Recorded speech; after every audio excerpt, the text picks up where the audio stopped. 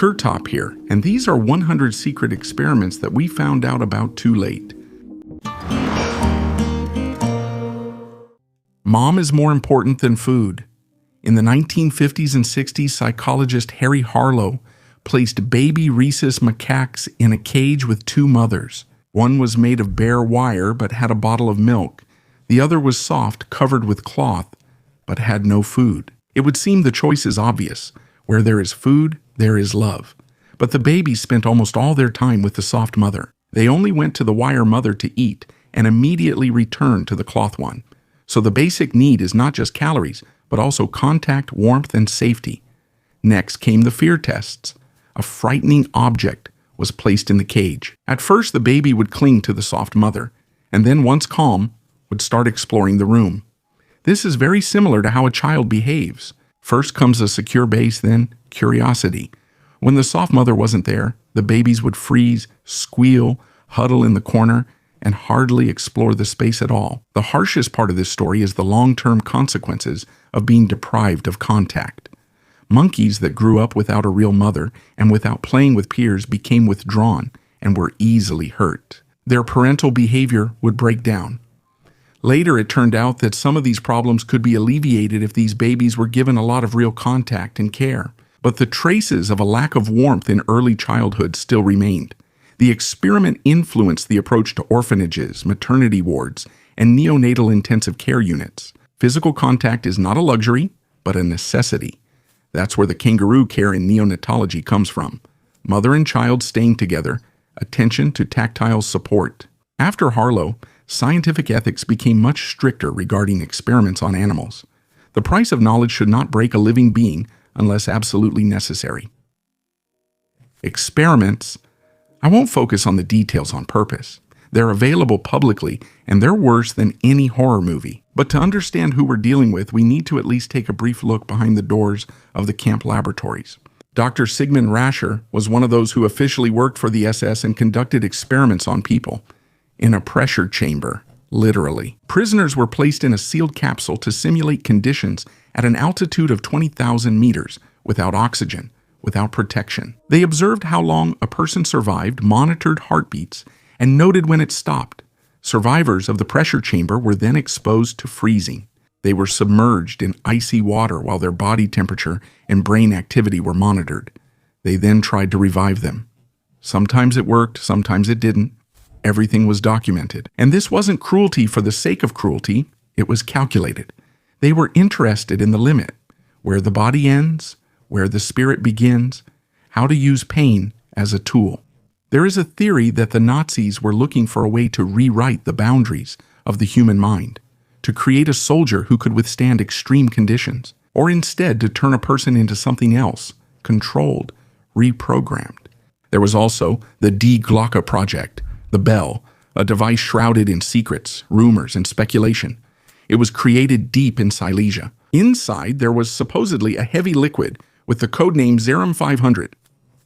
Its purpose is still unknown. Some say it was for anti-gravity. Others believe it was for time experiments. But the main thing is, they worked on this seriously, underground in secret, until the very end. And the more I read about it, the more I keep asking the same question. Did they really believe they could go beyond human limits? Or were they just desperately trying to escape from what was inside them? Isaac Newton predicted the end of the world. Isaac Newton is one of the greatest minds in history.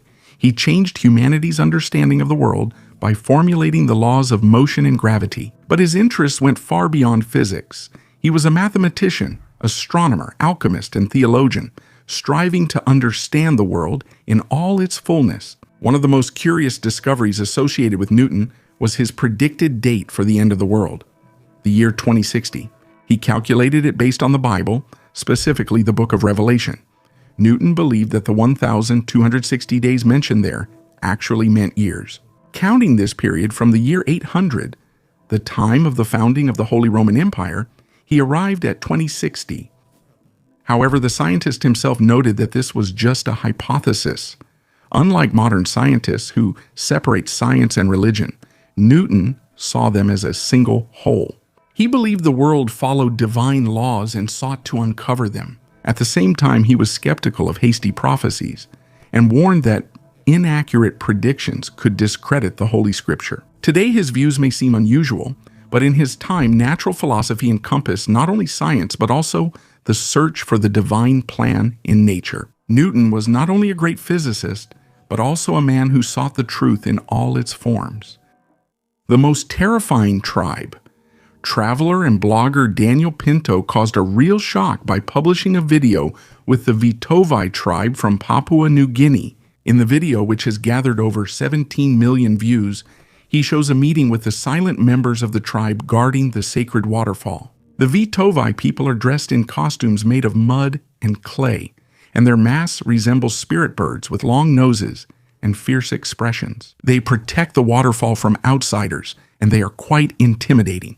However, viewers have questioned the authenticity of the video. Some commenters claim that the scariest tribe would never let a blogger get so close. Others joke that their costumes look like fashionable outfits. Despite controversy, the video has drawn tourists' attention to the region.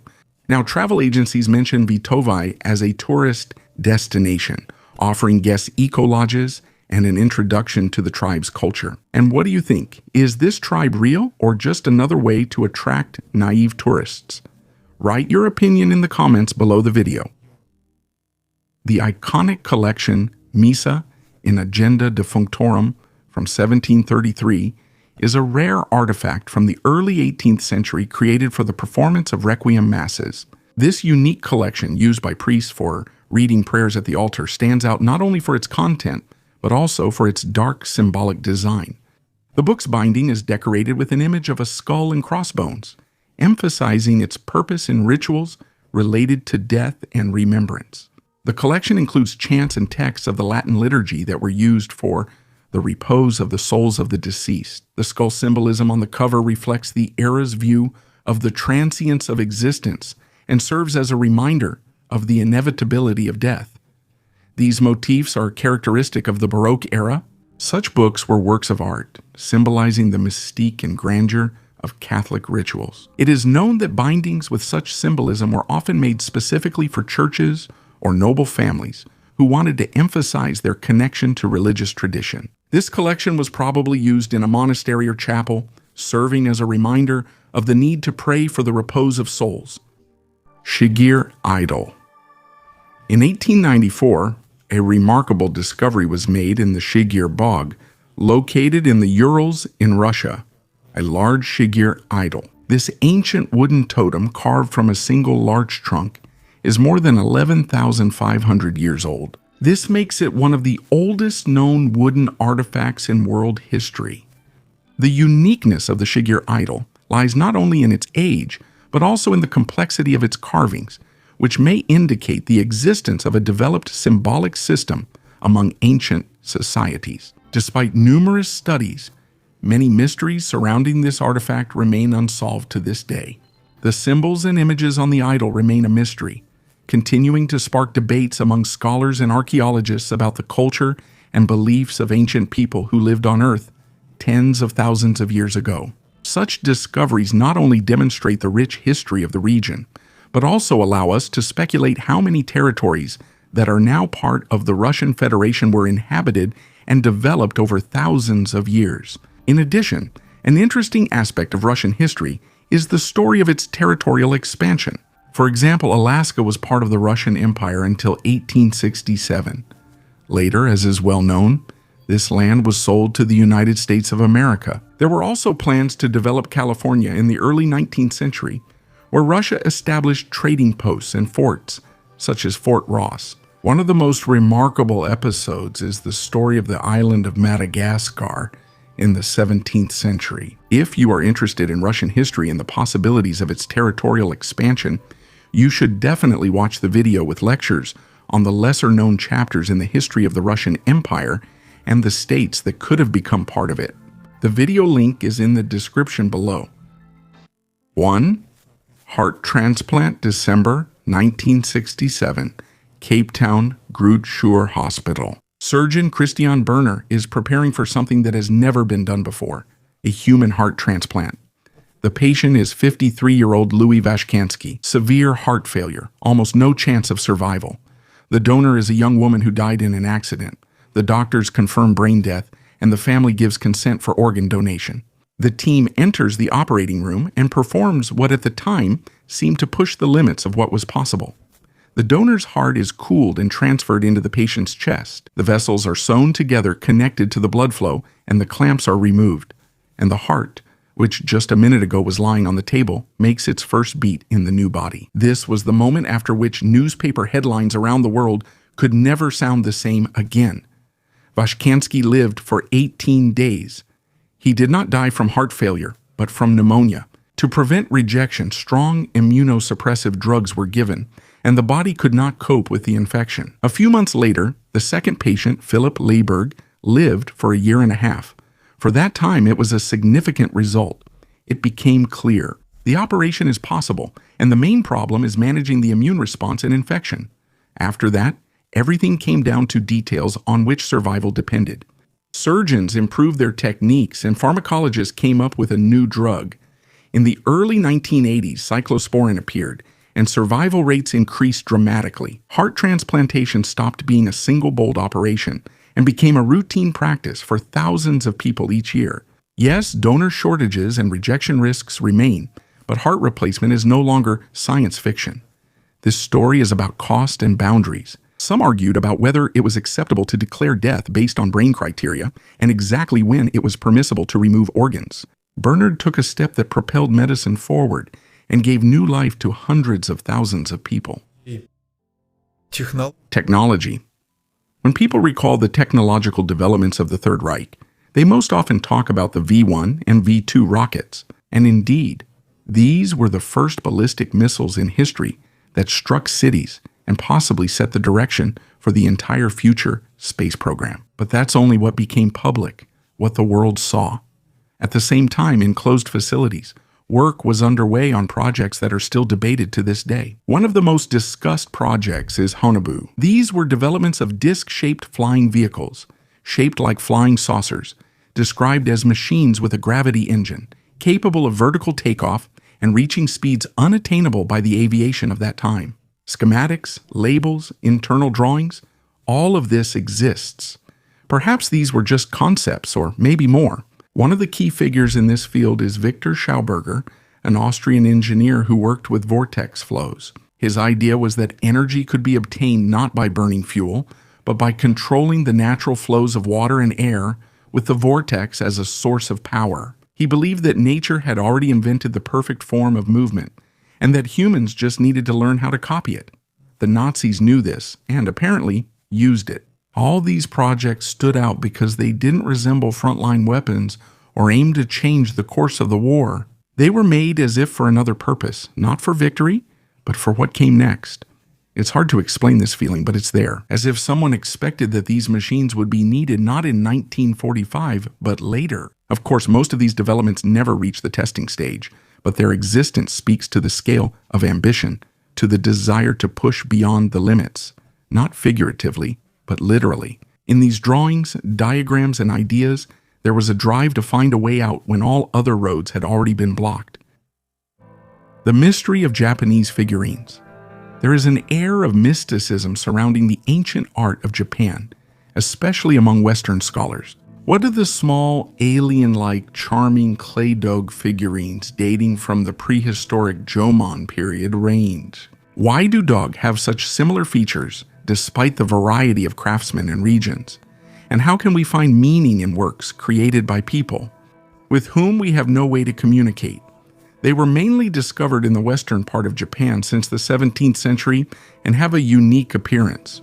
To modern people, they may seem similar to aliens because of their bulging eyes and exaggerated proportions. But it is assumed that they depict humanoid, probably female figures with wide hips and feminine breasts. Archaeologists and cultural experts are still not sure about the exact purpose of dogu in ancient society. There is a theory that the figurine served as an aid to nature or a symbol of fertility. Such similarities between dogue and fertility figurines from other cultures suggest that they probably symbolized a pregnant female body. The Jomon period covers a vast span of time and includes various stages, from early to late, each characterized by its own unique features. In in the making of pottery and the use of dogu for shamanistic or ritual purposes. In modern Japan, dogu have gained a new role, becoming icons in video games and pop culture, demonstrating their influence far beyond the historical Jomon period and expanding their presence in the modern world, where they are embodied in various artistic and cultural forms. What are these creepy creatures? For a century and a half, a strange creature called the Y larva has been drifting in oceanic plankton. It looks like an ordinary microscopic lever, but no one has ever seen its adult form. But scientists have reached a sensational conclusion based on the study of its genes. Based on large sets of genes, these creatures are distant relatives of barnacles, and most likely, parasites. If you add the molting hormone of crustaceans to them, the larva suddenly sheds its suit and turns into a tiny slug. That's exactly how parasitic barnacles begin their life inside a host. That's why we've never seen the adult stage of this creature, because it hides inside the body of another animal. The team collected thousands of such larvae, mapped their place on the crustacean family tree, and showed that this is a separate line with enormous unexplored diversity. In one Japanese port, more than 100 different forms were found. It seems that their adult stage is a hidden life inside another animal. The larva we see as the Y larva is just a means of transport. The next step is to attach to a host, dissolve into its tissues, and disappear from sight. That's why there's no photograph of the adult in textbooks. It had to be looked for not in the water, but inside the prey's body. When that happens, the century-old mystery will finally have an ending. The real truth about the woolly mammoth. Mammoths are always associated with the Ice Age, endless tundra steppes, and primitive hunters fighting for survival. But behind the legendary image lies a reality where the woolly mammoth was not the largest, and not even the first to reach America. The height of the woolly mammoth reached 3.5 meters, but the African elephant is taller, up to 4 meters. Even among its relatives, it was smaller. Colombian, Azerbaijani, imperial, and steppe mammoths reached 5 meters and weighed up to 13 tons. However, the woolly mammoth surpassed them in the thickness and density of its fur, which made its survival in glacial conditions more successful. Moreover, it was not a pioneer in America. Before it, southern mammoths and their descendants, the Colombian mammoths, already lived there. The woolly mammoth was unable to displace them and remained only in the northern territories. But despite all this, it was the most numerous and influential species. Its population numbered in the tens of thousands, and its habitat stretched from the Arctic Ocean to Mexico. Even after going extinct, mammoths left a huge mark on history. Hundreds of thousands of tons of their remains are still preserved in the permafrost, and their tusks were used in trade even more than African elephant ivory. Heron of Alexandria's steam toy, 1st century AD. The inventor Heron demonstrates a device that looks like a magic trick, but in reality, it's pure physics. A copper sphere is mounted on an axis and hangs over a brazier. A tube runs down from the sphere to a vessel of water. 2 small tubes are inserted into the sphere, bent in opposite directions. When the water under the sphere is heated, steam rises inside, bursts out of the nozzles, and the sphere begins to spin. This is jet propulsion in its simplest form. We are used to seeing steam engines in 19th century textbooks, but the principle was demonstrated here in antiquity.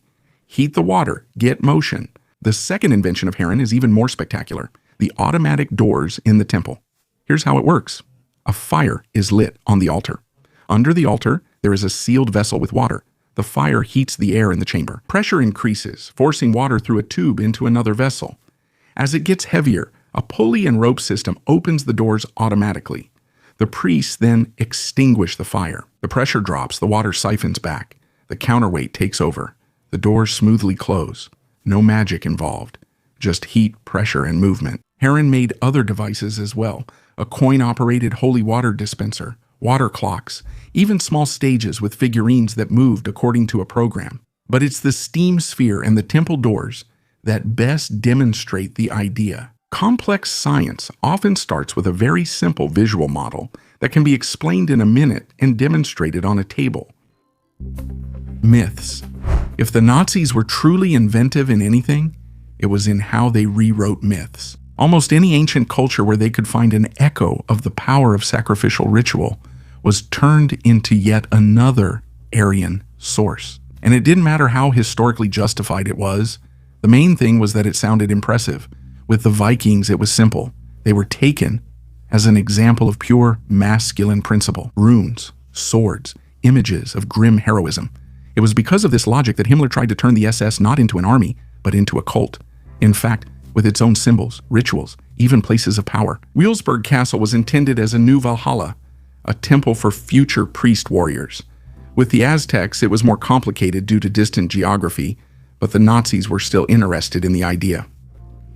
They were attracted by the very idea, ritual death as an act of the power of subjugation. In the records of the Ahnenerbe, parallels are mentioned between Germanic myths and the mythologies of the Americas. Perhaps they were not looking for connections, but for justification. They needed to prove that human life is a resource, that sacrifice can be sacred and controlled.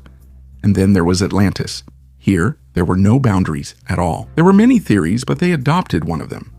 Allegedly, the Atlanteans were the Proto-Aryans, a tall white race that possessed technology and knowledge destroyed by a catastrophe. And the mission of the Reich was to reclaim what was lost, to rethink the fall, to build a new order from the old ruins. The Nazis didn't just believe these stories, they turned them into an architecture of meaning and made their power fit it. That's why this remains frightening today. For them, myths weren't fairy tales, but blueprints. The scent of Egyptian mummies scientists have studied the smells of ancient Egyptian mummies for the first time, revealing unexpected details about the embalming process. Analysis showed that the mummies emit woody, spicy, and sweet aromas associated with the use of natural preservatives. Researchers studied 9 mummies, whose ages range from the New Kingdom era to the Byzantine period. Using gas chromatography and mass spectrometry, they determined the composition of the embalming substances: pine, cedar, and juniper resins, myrrh, frankincense, spices, herbs, vegetable oils, animal fat, and wax. According to experts, the discovery will help preserve ancient artifacts. It will also open up new opportunities for museums. Now, visitors will not only be able to see, but also to smell ancient Egypt, immersing themselves in the atmosphere of that era. Scents played an important role in Egyptian rituals. A pleasant aroma symbolized divinity and purity, while stench was associated with decay and impurity. Even after 5,000 years, mummies have preserved their fragrance, highlighting the importance of this aspect in ancient culture. An archaeological discovery made in the city of Zhengzhou in China's Hubei province, a fragment of a multiplication table, turned out to be a real breakthrough for the history of mathematics.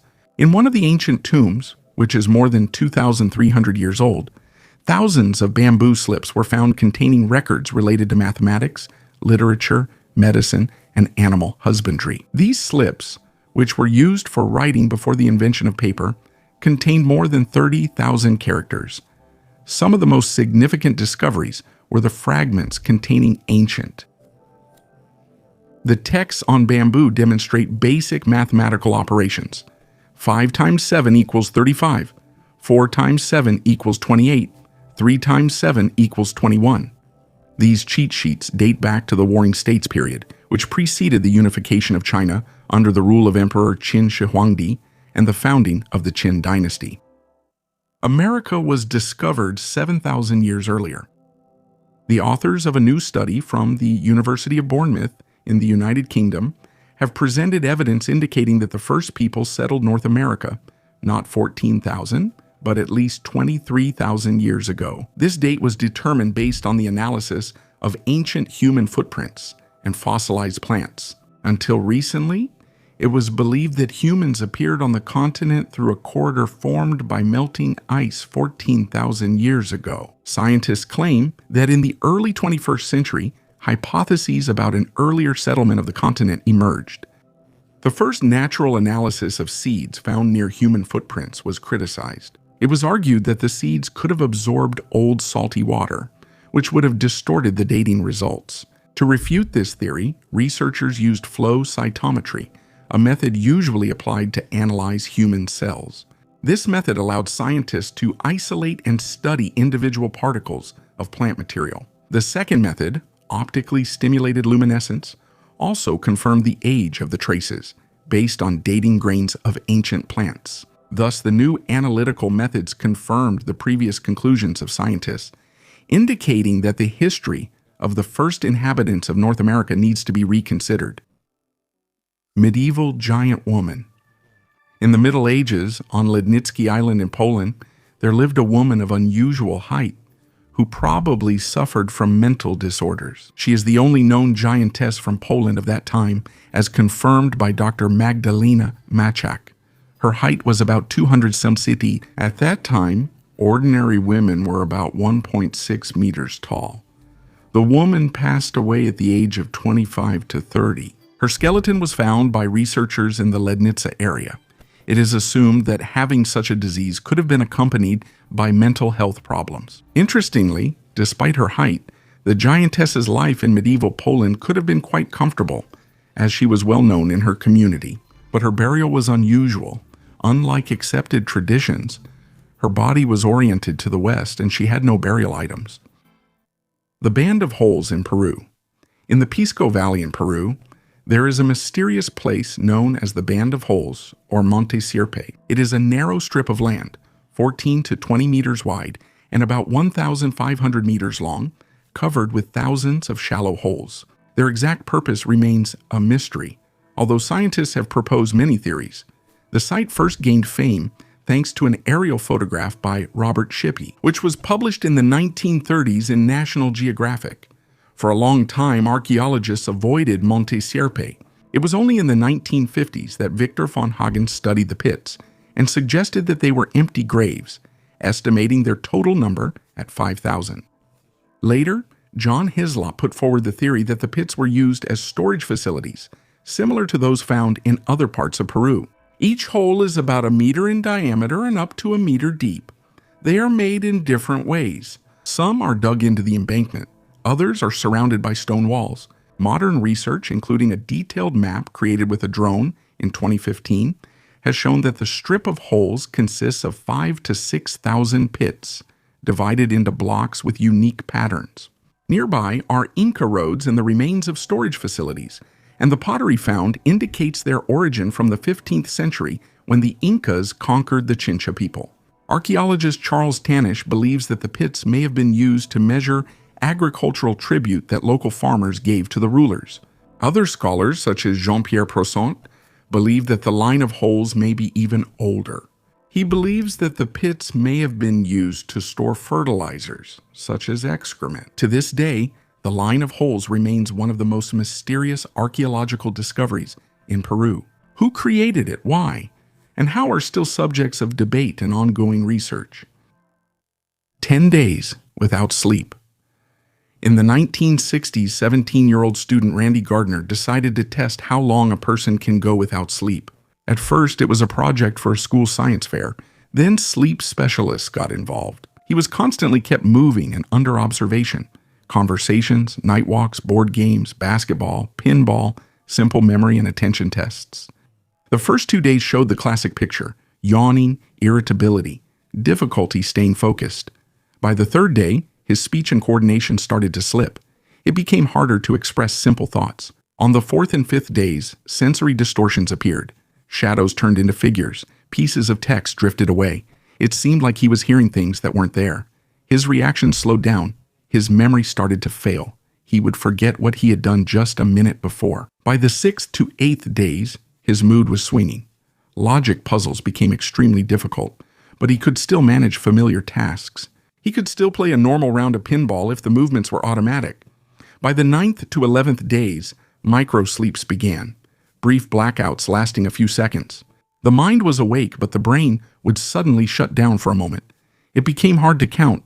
Words got mixed up, strange ideas would appear, and then be forgotten immediately. After the experiment, he slept for about 14 hours.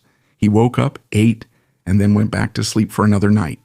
In a couple of days, his schedule almost returned to normal. The doctors didn't record any serious consequences at the time, although Garner himself later recalled that he had problems with sleep. The Guinness Book of Records no longer accepts such records. It's too risky. What does this story show in simple terms? Lack of sleep quickly affects attention, emotions, and self-control.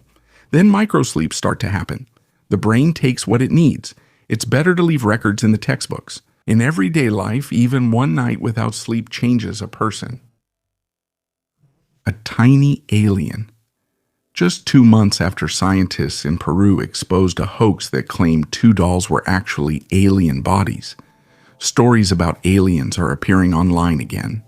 This time, a premature human fetus with an elongated skull found in Colombia is being linked to little green men and ancient races. However, skeptical scientists are proving that the skeleton belongs to an unborn human fetus. The main reason why many people believe such absurd headlines about aliens is that some of the world's largest media outlets publish hyper-dramatic articles that present logical fallacies. Competent scientists and anyone who has read an anatomy textbook can say for sure that the remains belong to a stillborn human fetus.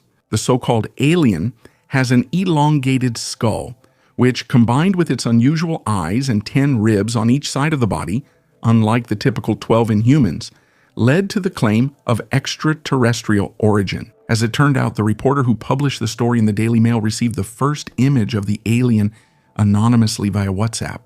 That's the extent of the archaeological discoveries. While some speculate about an ancient tiny human race that coexisted with the Aymara people of Van Dijk hundreds, if not thousands, of years ago, research by anatomists from Stockholm University in Sweden and Stony Brook Medical School in the US shows that the skeleton belongs to a premature fetus. Was Nikola Tesla an alien?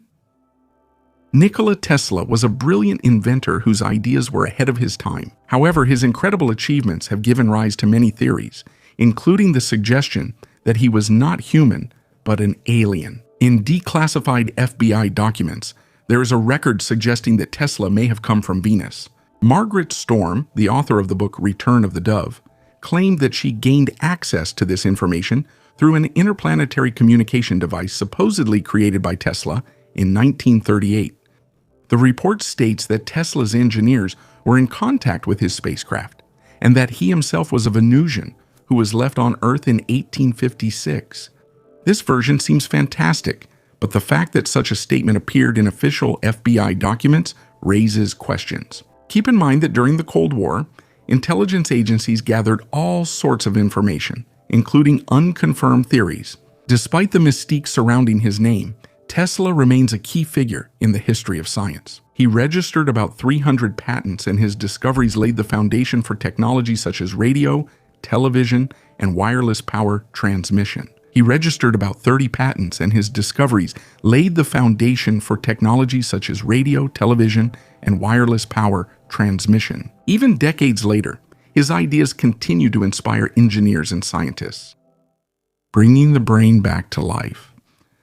In 2019, a team from Delski University received pig brains right after slaughter. 4 hours had passed. Then the samples were connected to a closed system. Pumps slowly circulated a warm solution with oxygen and protective components through the vessels. The task was simple in wording but complex in essence: to sustain tissue that had already crossed the boundary of what we usually understand as death. After a few hours, the vessels began to allow the flow of solution again. The cells restored their basic metabolism.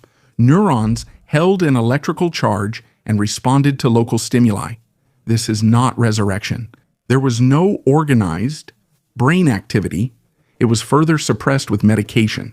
The researchers did not cross the ethical line and did not attempt to induce consciousness. The main conclusion is clear even to a child. Death is not a single snap, but a chain of different stages. Individual functions fade one after another, and some of them turn out to be reversible if the tissue structure is not destroyed. That is why, in cryobiology, it is not freezing at any cost that matters, but preserving the structure of connections without ice and ruptures. The more carefully the tissue is preserved, the higher the chance to restore basic processes later. The experiment shows that the process of dying is stretched out over time. Cells have a short period when they still hold on and respond to stimuli. If you prevent ice crystals from destroying the membranes and maintain the environment, functions gradually return. That's why the main priority now is to preserve the tissue so that later there will actually be something to revive. The mystery of the Herculaneum scroll. Thanks to artificial intelligence and advanced X-ray technologies, scientists have managed to decipher the text of one of the ancient Herculaneum scrolls for the first time. These unique artifacts, which survived the eruption of Vesuvius in 79 AD, remained a mystery for almost 2,000 years. The scrolls were discovered in the 1750s among the ruins of a Roman villa. However, after the disaster, they turned into charred, fragile rolls that could not be unrolled without being destroyed. Most of them are kept in the National Library of Naples, while a few copies are in Oxford. In 2023, the Vesuvius Challenge competition was launched, aimed at finding technologies to decipher these texts. Recently, researchers announced a major breakthrough. With the help of high-energy X-ray scanning and artificial intelligence algorithms, it was possible to create the first image of the interior of the scroll from Oxford. Scientists have already identified several words, one of which is the Greek word for aversion. Although the text is still fragmentary, the method continues to improve. More than 1,000 similar scrolls are kept in Naples, and now researchers have hope of deciphering them. Bad news. The Shroud of Turin is a linen cloth with the image of a human body and face. The earliest reliable references date back to the mid-14th century. The cloth was associated with the knight Geoffroy de Charny and exhibitions in Lire. Even in that era, there was skepticism about it. The Bishop of Troyes called the image man-made. In 1988-1989, samples of linen were sent to 3 independent laboratories, Arizona, Oxford, and Zurich, for radiocarbon analysis. The result was an interval of 1260 to 1390 AD, that is, the same period when the shroud appears in historical sources. Popular objections were considered separately: the theory about a patch made from later fabric and contamination after the fire of 1532, the influence of carbon monoxide, and so on. The test did not provide convincing grounds to change the dating. Recently, another 14th century text was brought into scholarly circulation. The French scholar Nicole O. Rim, in his treatise on unusual phenomena, mentions the shroud from Lire as an example of a forgery and suggests evaluating such cases by standard criteria: the independence of witnesses and agreement of the account with natural causes. This shows that a skeptical position already existed during the first exhibitions. So we have the following. Sources and laboratory data indicate a medieval origin of the cloth and the image. This does not negate the cultural and religious significance of the object for believers, but within the framework of fact-checking, the conclusion is simple. According to dating and documents, the shroud is a product of the Middle Ages and is by no means 2,000 years old. The Thracian Chariot. In November 2008, archaeologists discovered a unique bronze chariot in an ancient Thracian tomb in southeastern Bulgaria, dating back to the late 2nd century AD. This richly decorated chariot is one of the few found on the territory of Bulgaria and serves as evidence of the ritual practices that accompanied the funerals of prominent individuals of the Thracian people who believed in a better life after death. The deceased were offered all the items they needed in life, and the higher the status of the deceased, the richer the burial gifts were. The bronze chariot, paneled with wood, is decorated with scenes from Thracian mythology, including images of the god Eros, a leaping panther, and a mythical creature with the body of a panther and the tail of a dolphin. The wheels of the chariot have a diameter of about 1.5 meters. The discovery of a 4-wheeled chariot, especially with such large wheels, is extremely rare. At the archaeological excavation site, well-preserved wooden parts of the chariots were found: tableware, glassware, wooden and leather items, probably parts of horse harnesses, and other offerings that were used for the burial of a wealthy Thracian aristocrat. The inevitable encounter with a UFO. What will happen if we discover extraterrestrial intelligence? Senior astronomer at the SETI Institute, Seth Shostak, is convinced that such a moment is inevitable. According to him, the technology for searching for signals continues to improve, and every 2 years, their effectiveness doubles. Contact with an extraterrestrial civilization would alter history's course. Shostak compares such an event to the discovery of America by Europeans, only on the scale of civilization as a whole. In his opinion, there will be no panic. People are more likely to show curiosity and try to establish contact. But if the aliens are dangerous, hiding is useless. Earth's radio signals have long been spreading throughout the universe. The only difficulty is deciphering the response. The religious question is also important. History offers examples of contact with a more advanced culture undermining the faith of entire peoples. The discovery of aliens could lead to a similar crisis.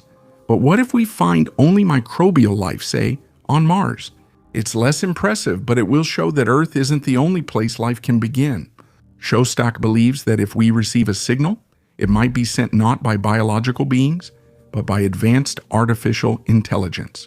Perhaps the future of civilization lies not in living organisms, but in thinking machines.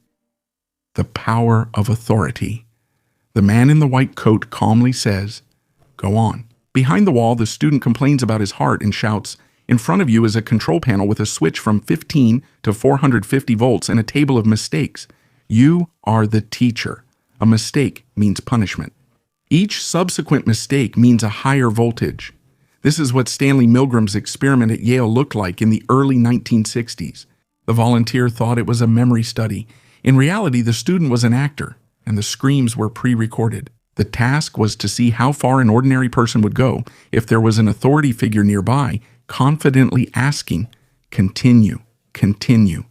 The experiment requires you to continue. On the voltage scale, there were harsh labels like danger and XXX. At around 330 volts, the student would fall silent, as if he had lost consciousness. The result shocked everyone who believed that an ordinary person wouldn't do this. About 2/3 of the participants reached the maximum of 450 volts. Almost everyone experienced stress. Their hands were shaking, participants were sweating, laughing nervously, arguing with the experimenter, and still pressed the button. They are not sadists. They did it because a confident scientist was standing nearby, taking responsibility. One important thing, in fact, no one was actually shocked. After the experiments, participants were told the truth and the purpose explained. But this work was one of the reasons for reevaluating of psychological research ethics. Today, deception and pressure are strictly limited, and every project is reviewed by an ethics committee. The test showed the main thing. It's not about bad people, but about the circumstances. The farther away the victim is, the higher the authority's status, and the more formal the setting, the greater the obedience. If colleagues who refuse to continue appear nearby, obedience drops. Reduce the distance, remove symbols of authority, give a person support, and it's easier for them to say no. This experiment doesn't answer all questions about good and evil, but it honestly shows that an ordinary person can go very far if there's a confident voice nearby saying, "Continue." And it also honestly shows how simple changes in the environment can give a person back the will to stop. The boundary is not only within us, it's also in the context in which we are placed. The search for the divine machine. After the death of Isaac Newton, it turned out that he was also fascinated by alchemy. This discovery shocked the scientific community, since alchemy was seen as a mystical delusion, far from rational knowledge. In 1936, the economist John Maynard Keynes discovered a chest with Isaac Newton's unpublished manuscripts. Instead of scientific treatises, there were his notes on esoteric theology and alchemy. Newton believed that the universe was an encrypted message from God, and he searched for the key to unravel the divine plan. He studied the writings of the Rosicrucians, a 16th century secret society seeking the philosopher's stone and elixir of immortality. His library contained 169 books on alchemy, including translations of classic occult treatises. Although today alchemy is regarded as a pseudoscience, for Newton, it was part of the great quest for truth.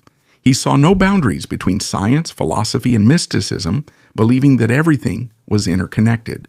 Perhaps it was this broad perspective that allowed him to make his revolutionary discoveries. The mysterious Betz sphere. The origin of the Betz sphere, a steel ball found by a family in Florida in 1974, is still surrounded by conspiracy theories. Some suggest an extraterrestrial origin for this find. However, both the military and ufologists have concluded that the object was man-made. Nevertheless, the mystery surrounding the sphere continues to live on.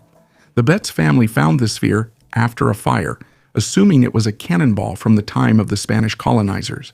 However, the sphere turned out to be completely clean and shiny, unlike any weapon from that time.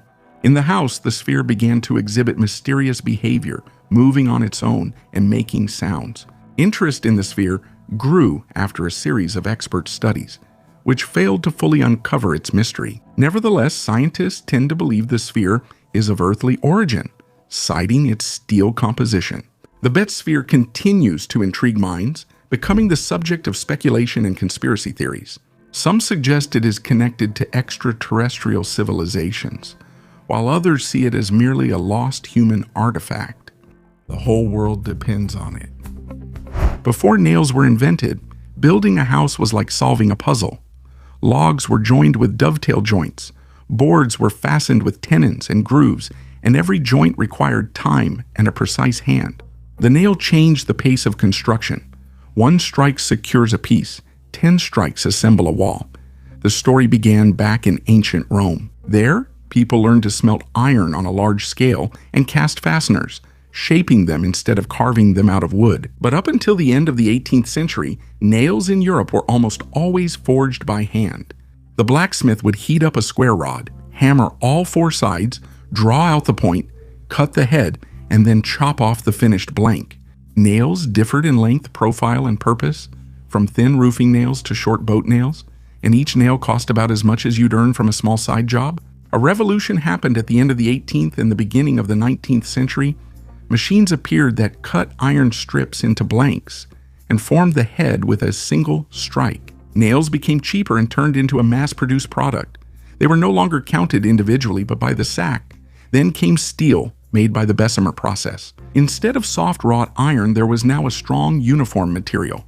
The nail became a standard part for any builder, and alongside it appeared the screw, for situations where you need a tighter hold and the option to disassemble.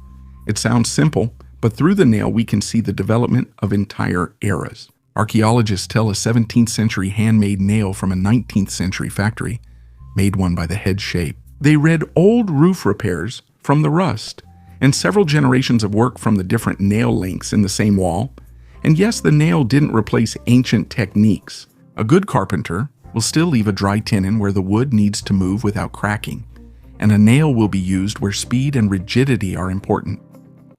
A luxurious, pointless event. Ballingham is a small village in England, but it was here, 500 years ago, that one of the most lavish gatherings in history took place. The King of England, Henry VIII, and the French monarch, Francis I, held a grand celebration that went down in history as the Field of the Cloth of Gold. The official meeting was intended to strengthen the alliance between the two kings against Emperor Charles V, but it actually became a contest in extravagance. Henry built a giant tent palace covering 10,000 square meters, with walls that were brick at the base and painted to look like stone above. The roof resembled tiles, and at the entrance there were fountains pouring out red wine. The celebration lasted for 18 days, accompanied by feasts, tournaments, and masquerades. Each king was accompanied by a retinue of 3,500 people, for whom 98,000 eggs, 2,200 sheep, and even exotic dishes like guinea pig and dolphin were prepared. But even amid the luxury, rivalry prevailed. Henry challenged Francis to a wrestling match and lost. Soon after, he formed an alliance with Charles V, and a year later England was at war with France. The Field of the Cloth of Gold became a symbol of the incredible extravagance that bankrupted the treasuries of both kingdoms. Magic and the occult. Honestly, for a long time I thought all this talk about magic in the Third Reich was exaggerated, just another myth to make evil seem more theatrical. But the deeper you dig into it, the more doubts remain. They really believed. And not only did they believe, they built a state in which occultism was embedded into the very system. Himmler saw himself as a direct heir to ancient magicians. He personally oversaw the creation of the Black Order, the inner elite of the SS, where runes, rituals, astrology, and even sacrifices were not a game, but a part of the ideology. Ceremonies were held at Wewelsburg Castle, where the Nazis reconstructed the mythology of the ancient Germanic peoples, combining it with Tibetan and Indian symbols. They needed to create an alternative spirituality, one that justified destruction, one that knew no mercy. I was especially struck by how they worked with symbols. It wasn't just the swastika, it was runes, sun signs, blood as a magical substance, a ritual sword. They weren't just killing, they believed they were killing in the name of something. Some documents found after the war, directly indicate an interest in telepathy, prophecies, and the search for priests. They say that during Berlin's final war months, people weren't seeking victory, but trying to disappear, escape, and reach a place where they believed everything was starting anew. It sounds like madness, but that was exactly what was normal back then. 1. The Frozen Man. In a steel vessel where the temperature is constantly minus 196 degrees, lies a man who has pitted science against death. His name is James Hiram Bedford, a professor of psychology. And in January 1967, he made a choice that sounded like madness to most people. The doctors had literally 7 minutes after his heart stopped to check the protocol. The ventilator supplied oxygen to his brain. His veins were filled with dimethyl sulfoxide instead of blood. His body was placed on dry ice and then transferred to a Dewar vessel with liquid nitrogen. From that moment, his biography turned into an experiment lasting decades. Not about immortality, but about a bold challenge to time.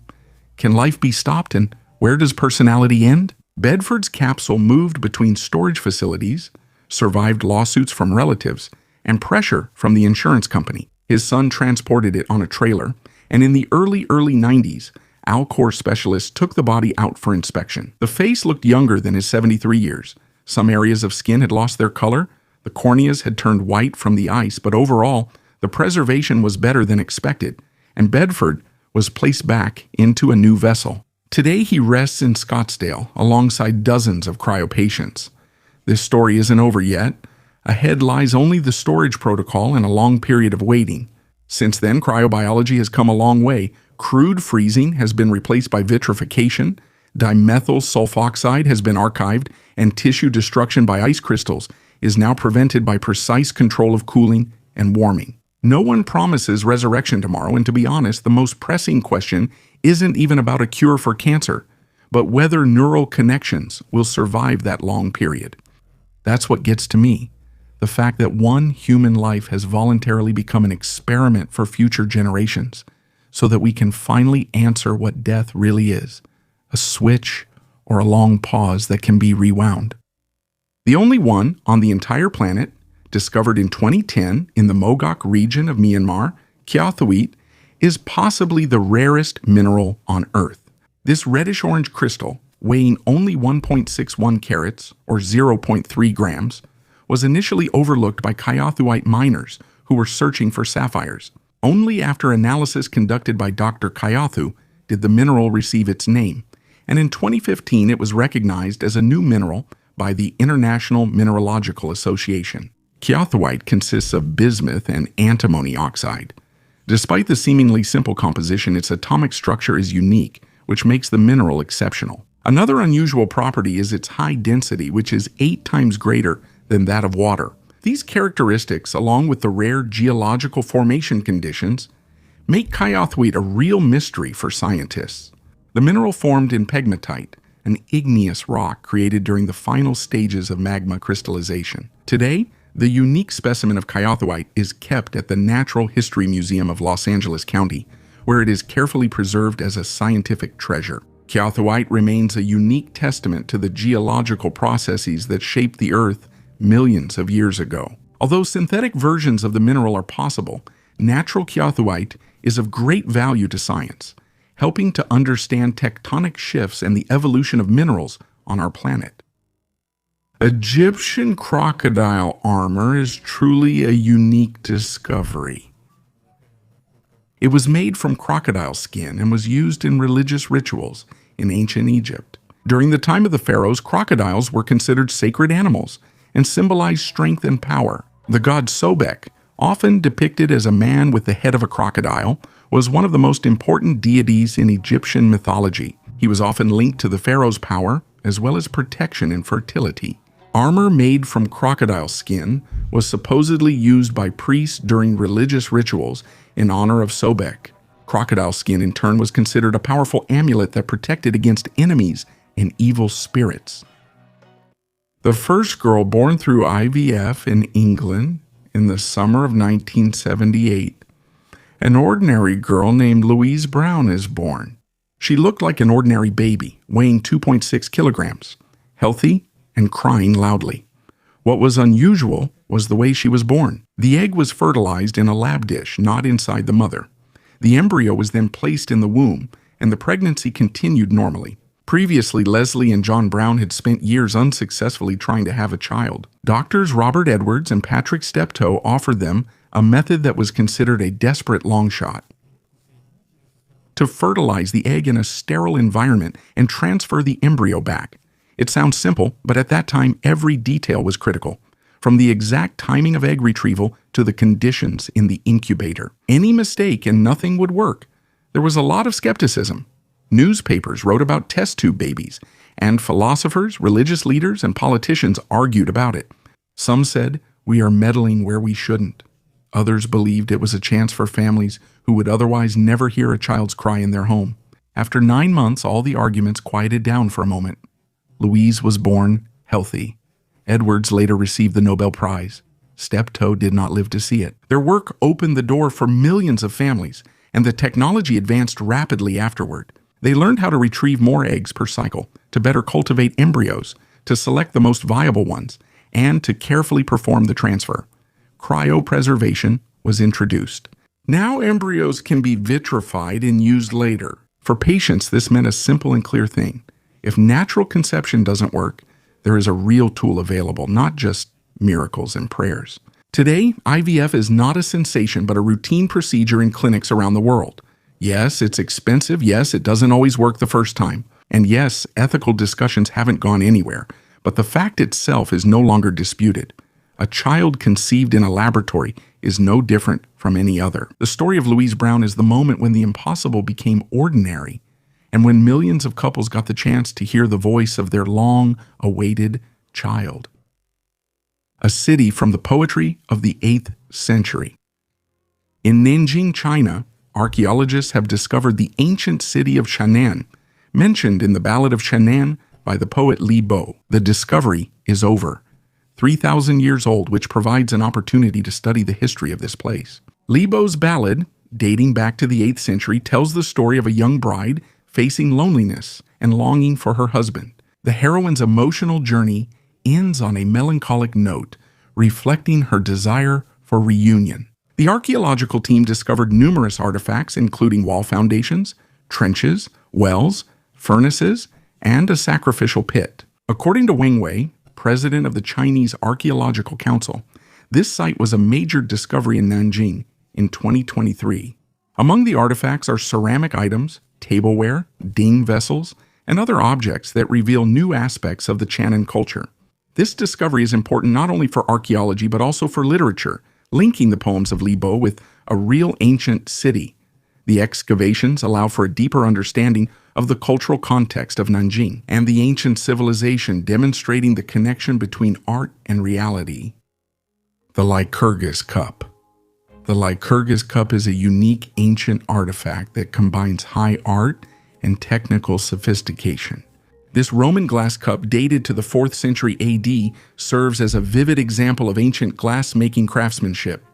The cup's unique feature is its color-changing ability in different lighting. In reflected light, the cup appears green, but when light passes through it, it takes on a rich red ruby hue. This effect is achieved thanks to the gold and silver nanoparticles in the glass composition. The image on the cup is based on Greek mythology and tells the story of Lycurgus, who tried to kill Ambrosia, the son of the god of wine, Dionysus. In the image, you can see how the vines from the vineyard entwine Lycurgus's body, depriving him of the ability to move. The Lycurgus cup is now kept in the British Museum.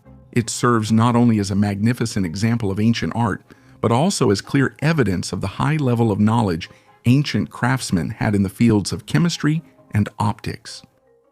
A 7,800-year-old figurine. In the west of Turkey's Izmir province, at the Ulukak Mound, archaeologists made an impressive discovery. They managed to find a clay statuette of a female figure that is about 7,800 years old. Professor Aslan Çevik, who leads these excavations, emphasized the significance of this site as the first settlement of farmers in the region. This mound is one of the oldest settlements in western Anatolia. Archaeologists have discovered artifacts here that are 8,850 years old. For many generations, people lived here, building villages one after another. One of the most impressive artifacts was a clay figurine of a woman found during recent excavations. Researchers had previously found such figurines, but many of them were broken.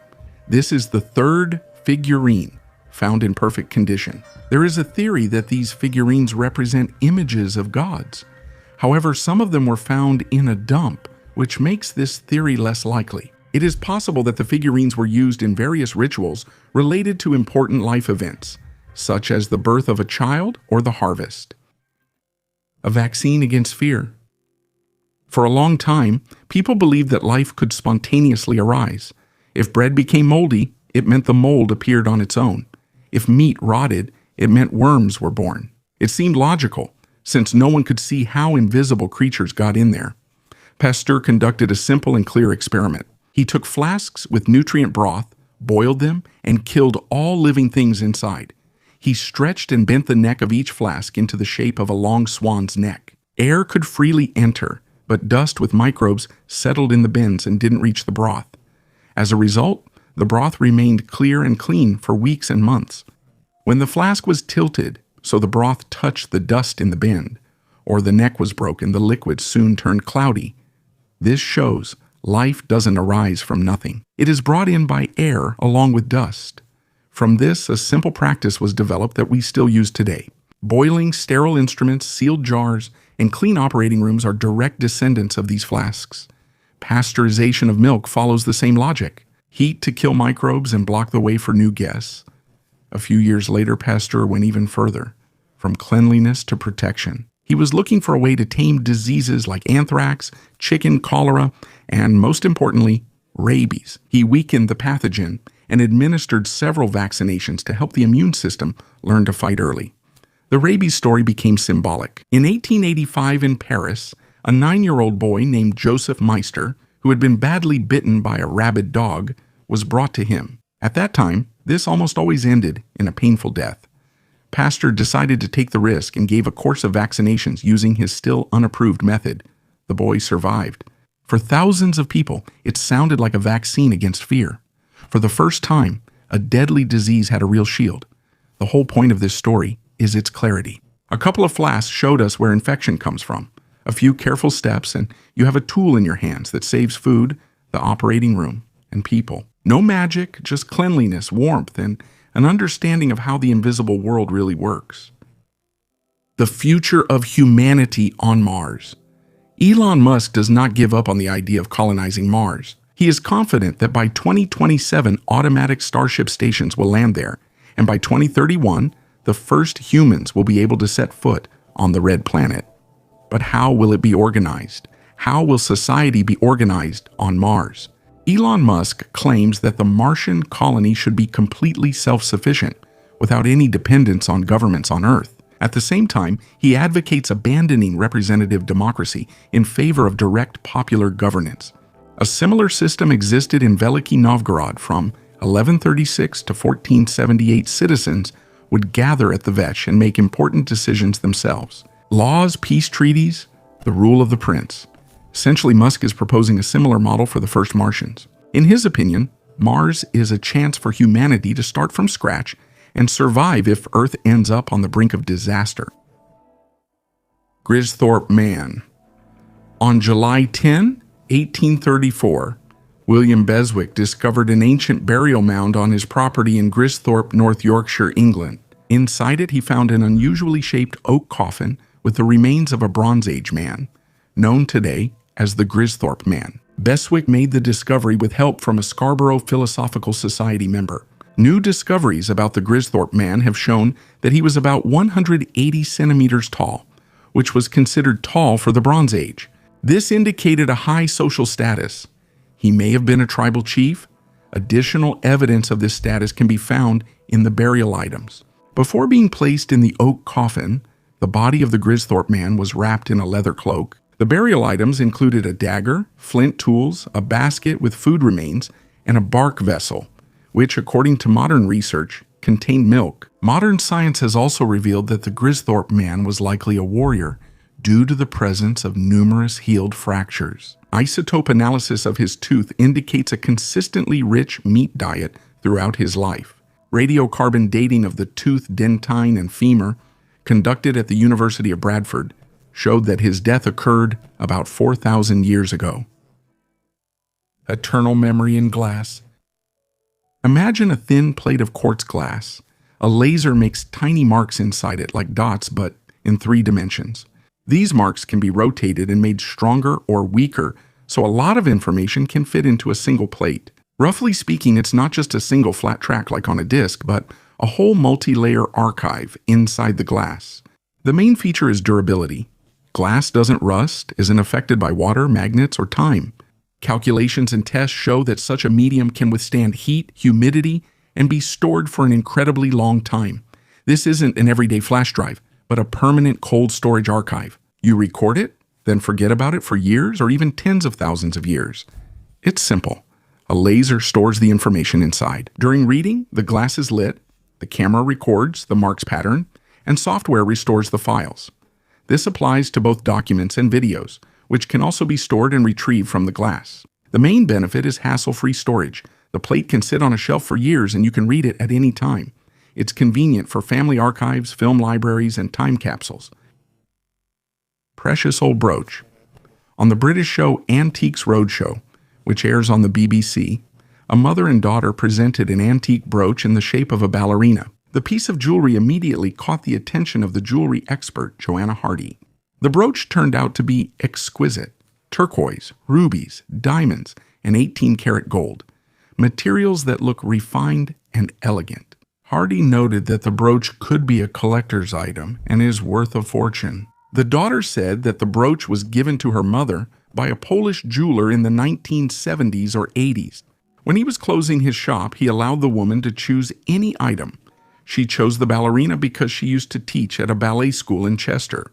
The piece of jewelry had a special symbolic meaning for her. The expert tried to determine the origin of the brooch. According to her, the piece has all the characteristics of Van Cleef and Arpels' work, a well-known company that has been making ballerina-shaped brooches since 1940. There was no brand hallmark on the jewelry, so only the company itself can confirm its authenticity. If the brooch is indeed original, its value could reach tens of thousands of pounds sterling. Zheng Heng's seismoscope, year 132 AD China, Eastern Han Dynasty. The scholar Zheng Heng shows the courtiers a large bronze vessel. Around it are 8 dragon heads pointing in the 8 directions. Under each one, there's a toad with its mouth open. Inside, there's a simple yet clever mechanism hidden. When an earthquake happens far away, an invisible tremor slightly moves the internal pendulum. The pendulum hits the right lever, releasing a ball from the matching dragon's mouth into the toad. The ball's sound signals the tremor's direction. Direction matters more than strength or duration. This device mainly provides an early warning. The capital may not feel shaking, but the ball would already have dropped. The chronicles describe a characteristic episode. The device was triggered, even though it was quiet in the city. A few days later, a message came from the western province about a serious earthquake. This was useful for governing the empire, to know where to look for destruction, where to send help, and whom to summon for a report. Earthquakes are elastic waves in the ground and air. Even if you don't feel them, the sensitive pendulum inside the vessel oscillates. The rest is a matter of mechanics. A small displacement is converted into the movement of a lever. The latch releases a ball, and we get a clear indicator of direction. Essentially, it's a signaling device, and for the 2nd century, it's a huge step forward. A natural phenomenon was translated into the language of simple mechanical actions. Modern reconstructions show that the idea is viable. By making the pendulum slightly shorter or heavier, they change its sensitivity. The arrangement of the levers sets 8 directions. In reality, they could have used more sectors, but 8 were enough to understand where to look on the map. The man out of time, Michel Siffre, became a pioneer in the study of time and the workings of the human mind. His experiments impressed scientists so much that even NASA used their results. In 1962, 23-year-old Siffre spent 2 months in complete isolation in a cave, giving up clocks and sunlight. He wanted to find out how the body perceives time without external cues. It turned out that outside the usual 24-hour cycle, a person switches to 48-hour rhythms, and time feels different, 5 minutes seem like 2. 10 years later, he repeated the experiment, spending half a year in a cave in Texas. His discoveries became the foundation of chronobiology and helped prepare astronauts for long missions. Scientists announced a sensational discovery in Germany: the oldest human tooth, ancient dental fossils, which are estimated to be almost 10 million years old, and which, according to them, do not fit into the established chronology of human history.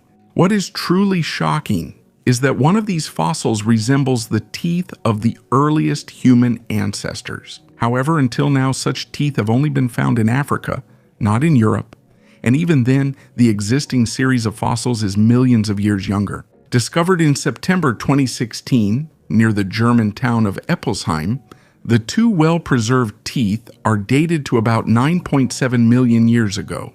One of the teeth, the upper right first molar, is similar in characteristics to other specimens found in this area. But the other tooth, the upper left canine, is different, and researchers say its outline and shape bring it closer to the teeth of hominin species, including Australopithecus afarensis. The problem is that Lucy is estimated to be only 3 million years old, and it is believed that the earliest ancestors of humanity began their migration from Africa to Europe and Asia about 100,000 years ago. So the question is, who did these teeth belong to, which ended up in the wrong place at the wrong time, and how did they get there? Исчезнувшая ветвь людей. On the high plateau near Bogota, human remains about 6,000 years old were found. Ancient DNA was carefully extracted from the teeth and dense bones, purified from impurities, and compared with large databases. There were no matches with present-day populations. The genetic fingerprint stands apart. This means that in those places there lived an independent group of hunter-gatherers who eventually disappeared from today's picture, either blending in without a noticeable trace or dying out. Small groups are vulnerable to any changes. The climate and prey change, neighbors arrive, disease outbreaks occur, or migration begins. Over several centuries, the original picture is easily lost. In such cases, ancient bones preserve the trace, but among the living descendants, it is no longer visible. It's important to stick to the facts. This isn't about a different race or making headlines. The point is, migration routes differed and led to different outcomes. To understand the fate of this lineage more precisely, new samples are needed from the same layers and neighboring areas. Perhaps samples from other time periods will reveal a more distant relationship. One thing is clear today: not every human branch has survived to the present day. Here we managed to see traces of people who no longer exist as separate groups. Ancient tactical defense tunnels. More than 4,000 years ago, entering the ancient stone city of Ho-Chen-Zui was a real challenge. The defensive system included multiple layers of walls and armed residents. However, the most amazing thing is the recently discovered secret underground tunnels, functioning as a hidden transportation network. The tunnels are located at a depth of 1.5 to 6 meters. The internal dimensions of the tunnels range from 97 to 1.8 meters in height and about 1.2 meters in width. Some tunnels ran beneath the city's defensive walls, creating passages to the outside. This system enhanced the city's defense, which was already equipped with a complex protective system. Ho-Chen-Zui is located on the northern bank of the Hun River in Jinshuihi County, in the Mongolian Autonomous Region. Archaeologists first discovered the city in 2005 and began systematic excavations in 2019. Excavations at Ho-Chen-Zui have revealed 3 different city gates, each with its own unique features. Inside the city, a small cemetery consisting of 8 rectangular graves was discovered. Ancient campaign slogans. In ancient Pompeii, archaeologists discovered unique campaign slogans dating back more than 2,000 years. These inscriptions may have belonged to Aulus Rustius Verus, who was running for the position of aedile, a post responsible for maintaining city facilities. What is unusual is that the slogans were placed inside the house, rather than outside as was customary at the time. Scholars have suggested that this may indicate that Verus hosted dinners in his home to bribe voters, and the slogans served as part of the decor and as a reminder of his candidacy. The discovery shows how important it was for candidates to win the trust of citizens, even if it meant resorting to bribery. Considering that the house of Aulus Rustius Verus was one of the most luxurious in Pompeii, and that he had close ties to the imperial dynasty, scholars believe that he did indeed become an aedile. How the Maya made rubber. The Maya made rubber from two types of sap.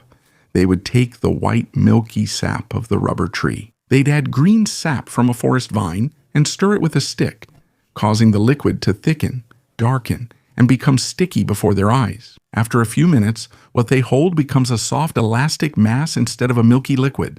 They knead, roll, and dry it, resulting in a springy material that holds its shape. Why does this work in simple terms? The white sap is latex. It's made up of many tiny rubber droplets in water. The vine sap changes the environment, and the droplets start sticking together. The mass becomes solid and elastic. No ovens or sulfur are needed. Everything is done cold, using plant materials. They adjusted the hardness by changing the proportions. If they needed it softer, they added less vine sap and kneaded it longer. If they needed a strong ball, they added more and let it dry in a thicker layer. The craftsmen literally adjusted the material for the task by hand, like dough. They made heavy bouncing balls for games so they would rebound off floors and walls. They also produced glue and sealant for vessels and boats, and coated baskets and fabrics to make them waterproof. They made grips for handles and sandals so they wouldn't slip and would last longer. Rubber was molded into ingots and taken for trade. It was a valuable commodity. Most importantly, this was just ordinary craftsmanship. Two types of sap, a stick for stirring, some experience, and you had rubber ready long before vulcanization factories appeared in Europe. The Holy Grail of the Nazis. This artifact has become increasingly popular over time, especially in the context of research into the esoteric beliefs of the Nazi regime.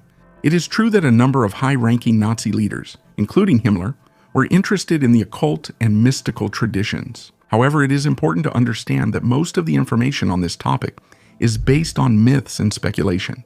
Nevertheless, there is a theory that the Nazis really did search for the Holy Grail in the hope of using its mythical properties for their own purposes.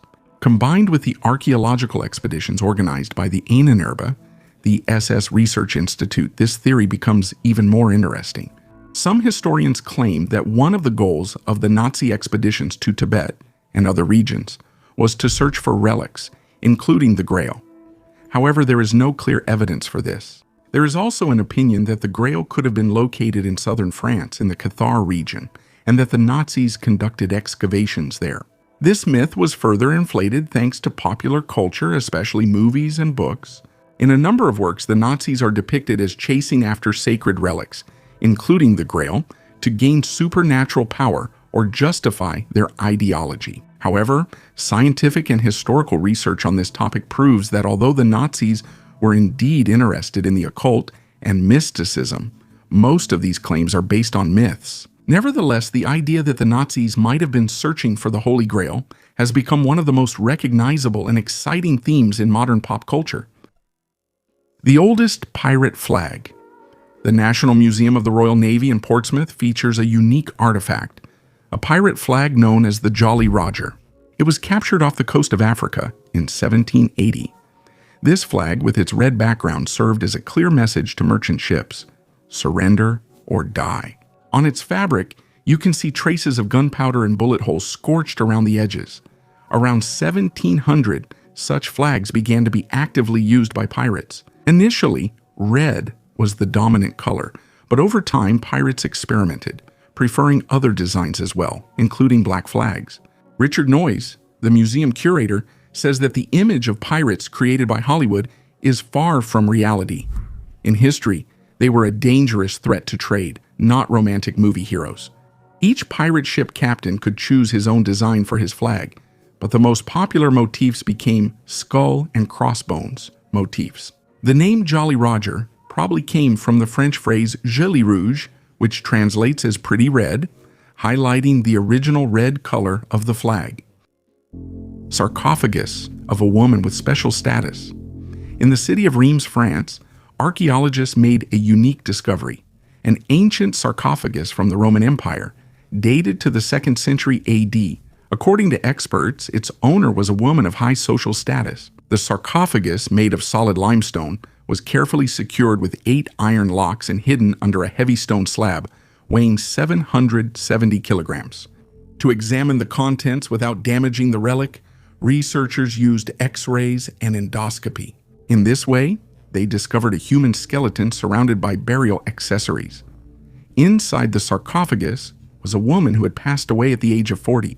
Personal items intended for life in the afterlife were buried with her. A miniature mirror, a ring with an amber stone, a comb, as well as oil lamps and flasks, possibly containing fragrant oils.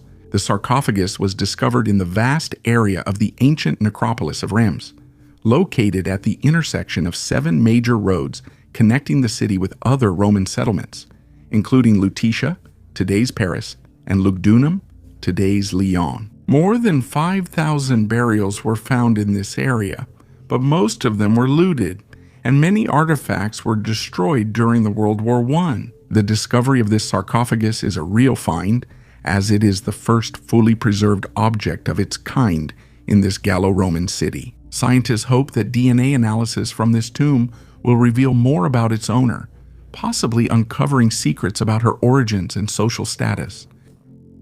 The magic of words about the future. Do you hear the difference between tomorrow it rains and tomorrow it will rain? In the first version, the future sounds like part of the current picture, while in the second, it's something that will happen later. English usually chooses the second. It will rain tomorrow. German often uses the first option in conversation. Morgen regnet es. In Chinese, there is no separate future tense. It's indicated by words, markers, and context. A small detail of grammar suddenly becomes a convenient lens. In some languages, tomorrow stands next to today, while in others, it's pushed away. Why should you know this if you're not a linguist? There are observations that behavioral economists like. Speakers of languages with a weak future tense are more likely to take actions with the future in mind. Saving, insurance, regular checkups, education, not because there's a magic formula in their head, but because it's easier for the brain to make a decision to do something for tomorrow when tomorrow sounds close in the language. This isn't strict causality. Culture, income, family, and politics are just as influential. Some aspects are noticeable and useful daily. How can this be used? Phrase it to fit the task. Not I'll start saving someday, but in October I set aside 10%. Not I should run, but on Wednesday evening I run 3 kilometers. Not I'll start learning the language after the holidays, but on Sunday I do a lesson at 6. Where language doesn't put a wall between today and tomorrow, habits stick more easily. And this is one of those rare cases when changing the wording really changes the action. From a vague later, scientists still don't fully agree on what comes first, language or habit. Some studies show language impacts outcomes even after considering income and values, while others see language as reflecting those factors. The practical conclusion is simple. Wording helps you take action. If you say, in October I will set aside 10%, the step becomes real. A lost fragment of a Bible translation. Austrian scholars made a remarkable discovery in the Vatican Library. A new chapter of the Bible in a translation of the Gospel of Matthew, dated 1750. The text, invisible to the naked eye, was discovered thanks to the use of ultraviolet photography. This discovery became part of a research project aimed at restoring texts that were erased or rewritten by scribes between the 4th and 12th centuries AD. Manuscripts of this kind, called palimpsests, were created by reusing already used material. This was due to the shortage of writing materials. With the help of ultraviolet light, it was possible to reveal the lost texts. Among the 74 restored manuscripts, one especially valuable was found, a very ancient version of the Bible, which is 100 years older than the earliest Greek translations, including the Codex Sinaiticus. The new text adds to the well-known verse about how Jesus' disciples plucked the ears of grain, and adds, they rubbed them in their hands and ate. This discovery is an important contribution to the understanding of ancient Syriac texts and the study of ancient writing. Tutankhamun's folding camp bed. In a recently published report, Japanese researchers state that the unique folding bed from Pharaoh Tutankhamun's tomb represents a true technological breakthrough of its time. This exclusive folding bed, discovered in 1922 by Howard Carter, impresses with its design. It can fold into a Z shape. Architect Naoko Nishimoto, who specializes in the history of furniture, emphasizes the uniqueness of this find. Although other simpler models of folding beds have been discovered, this 3-section bed is something special. Nishimoto claims that the craftsman who created this piece demonstrated a true engineering marvel. Even the bed legs, decorated in the shape of lion's paws, are equipped with complex hinges which allowed them to be folded. These details were most likely created through a process of trial and error, which indicates the deep intelligence and ingenuity of the craftsman. Despite the technological sophistication of the bed, it is unlikely that the young pharaoh Tutankhamun actually used it, as his health and lifestyle did not allow for it. As scientists suggest, this bed was part of the burial treasure, symbolizing eternal comfort in the afterlife. The mysterious ocean monster. In cold and temperate seas lives a creature that is hard to imagine just by looking at it, the lion's mane jellyfish. It is a huge reddish dome with a cascade of thin threads. Measurements from different years show a similar picture. In large individuals, the tentacles reach up to 30 to 37 meters, and the mass of some giants is estimated to be up to 1 ton. The threads are gathered into 8 fans, each containing hundreds of stinging filaments. Such a curtain works as a trap for fish and other jellyfish. For humans, this poses a risk of painful burns, even if the bell is far away.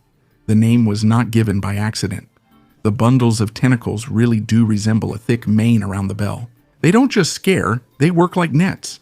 The jellyfish captures plankton and small fish and sometimes other jellyfish.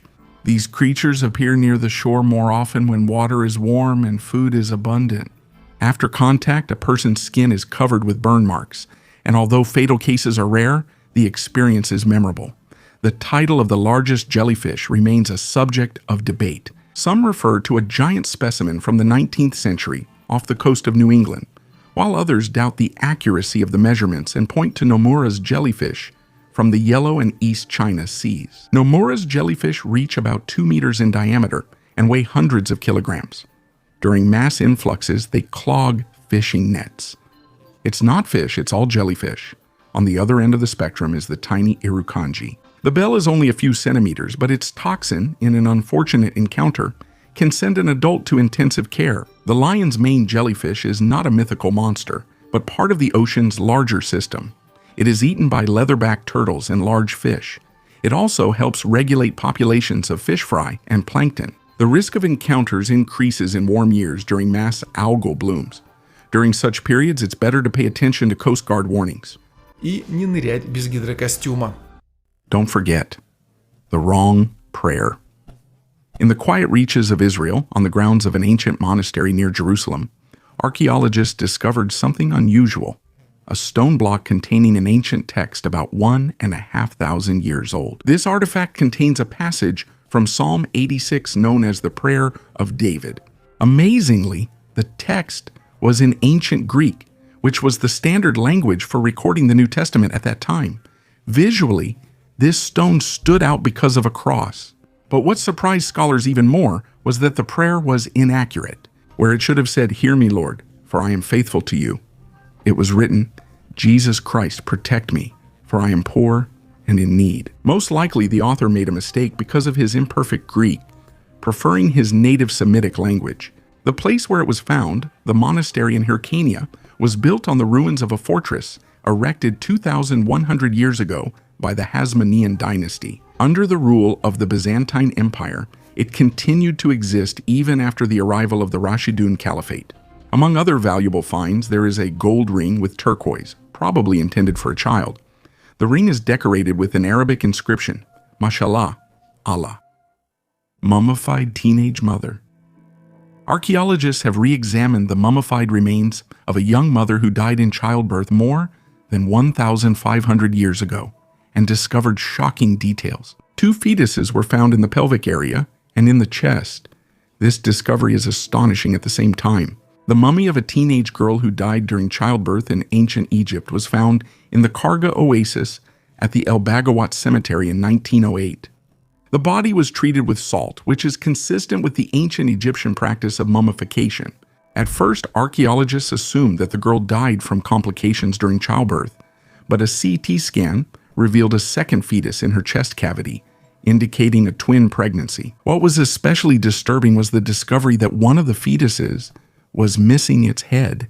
During the research, it was found that the baby's head was stuck in the mother's pelvis, which led to its decapitation during childbirth. This is the first known case in Egypt. It is assumed that the embalmers might not have known about the twins and forgot to remove the second fetus. This research highlights the dangers of pregnancy and childbirth in that era. The ancient Egyptians treated childbirth with deep respect, as can be seen from the spells against twin pregnancies. Искусственный мозг играет в теннис. In the laboratory, they grew a culture of neurons and connected it to the old game, Pong. On the table, there isn't a computer, but a flat matrix of electrodes with a carpet of living cells. About 800,000 human and mouse neurons. The electrodes on the right and left tell the network where the ball is and how close it is to the paddle. Other electrodes receive the response, up or down.